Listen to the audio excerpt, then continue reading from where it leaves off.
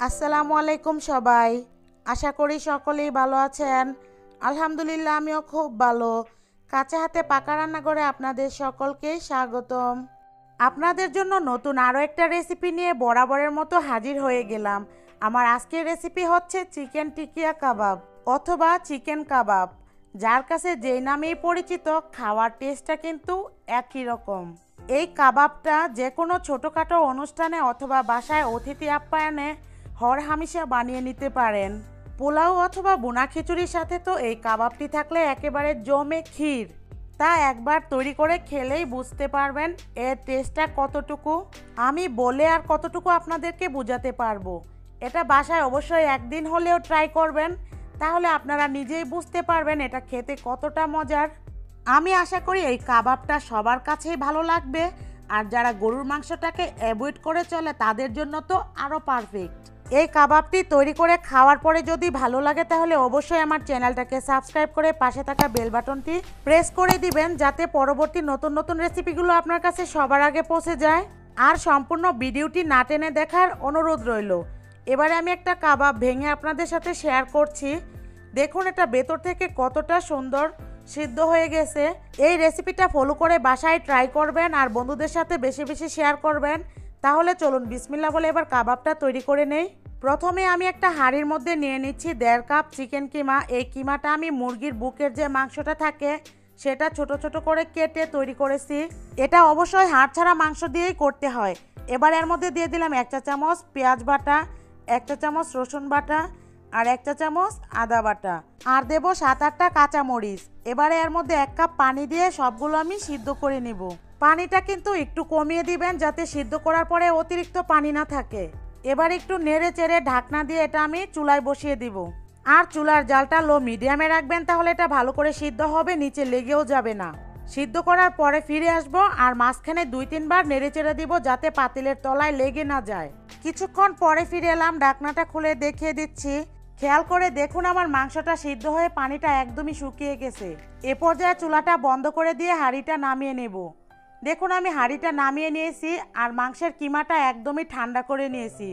এবার এটা একটা সাইডে রেখে এখানে আমি একটা ব্লেন্ডারের জার নিয়েছি। সবটুকু মাংসের কিমা এর মধ্যে দিয়ে দিচ্ছি। এবারে এর মধ্যে দিয়ে দিব একটা ডিম আর দিচ্ছি 3 টেবিল চামচ বেরেস্তা। এবারে ঢাকনাটা লাগিয়ে এগুলো আমি ব্লেন্ড করে নেব। আমি কিমাটা ব্লেন্ড করে নিয়েছি, ঢাকনাটা খুলে দেখিয়ে দিচ্ছি। এরকম মিহি করে ব্লেন্ড করতে হবে অথবা পাটায় বেটে নিতে হবে। এবারে আমি একটা মিক্সিং বোলের মধ্যে সবটুকু মাংসের কিমা ঢেলে নিয়েছি। এবারে এর মধ্যে মশলা অ্যাড করব। 1 চা চামচ হলুদের গুঁড়া দিলাম, 1 চা চামচ লাল মরিচের গুঁড়া, 1 চা চামচ ধনিয়ার গুঁড়া, 1 চা চামচ জিরার গুঁড়া, 1/2 চা চামচ গরম মশলার গুঁড়া, 1 চা চামচ লবণ। এবার 3 টেবিল চামচ টুস বিস্কিটের গুঁড়া দিচ্ছি, আপনারা চাইলে ব্রেড গাম দিয়ে নিতে পারেন। দিচ্ছি 1/2 কাপ বেসন, যেটা দিয়ে আমরা বিভিন্ন স্ন্যাক্স তৈরি করি। এবার দিচ্ছি 2টা মিডিয়াম সাইজের ম্যাশ করা আলু। আমি এটা আগে থেকে সিদ্ধ করে ম্যাশ করে নিয়েছিলাম। এবারে আমি সবগুলো উপকরণ হাত দিয়ে ভালো করে মিশিয়ে নিচ্ছি।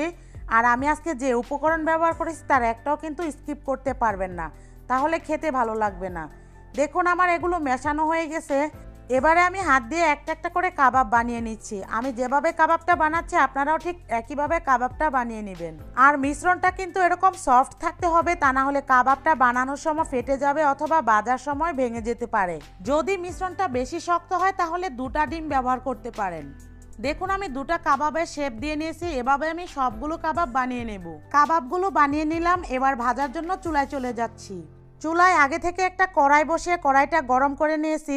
এবার এর মধ্যে দিয়ে দিচ্ছি পর্যাপ্ত পরিমাণের সয়াবিন তেল। তেলটা ভালো করে গরম হয়ে গেলে এর মধ্যে একটা একটা করে সবগুলো কাবাব দিয়ে দিতে হবে। আর কাবাবগুলো কিন্তু এরকম ডুবো তেলেই ভাজতে হবে। ভাজার সময় চুলার জালটা লো মিডিয়ামে রাখতে হবে, তা না হলে এগুলো পুড়ে যাবে আর ভেতর থেকে ভালো করে ভাজা হবে না। আমার কাবাবগুলো একটা সাইড থেকে ভাজা হয়ে গেছে। আমি এখন সবগুলো কাবাব উল্টে দেব। আর এরকম কালার আসলে কাবাবগুলো উল্টে দিতে হবে।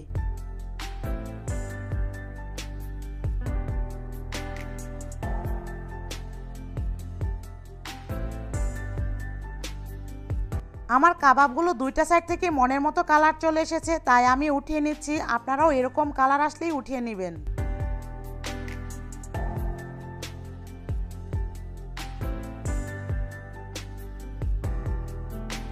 দর্শক আমি সবগুলো কাবাব উঠিয়ে নিয়েছি। আমার একটা কাবাবও ভেঙে যায়নি।